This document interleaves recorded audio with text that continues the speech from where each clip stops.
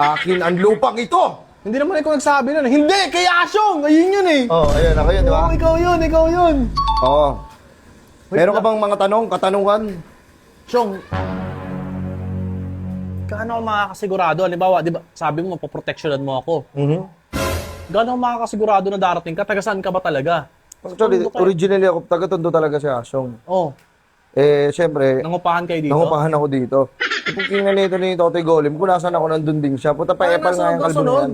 Sunod ng sunod ang puta. Kalbo, palibasa kasi, kalbo kasi. Kalbo yarn. Syong, bali, didikit mo sa akin yung ano mo dito. Tangina, huwag mo titigan ng ganyan, putang ina mo. Ano yung sabi mo? Didikit mo yung mukha mo dyan sa labas, tapos may protection na ako nun. Protection ka na. Ano kapalit? Pre! Ay, bakit daw? Ano yun? Ay, Syong. Di. Ayun o.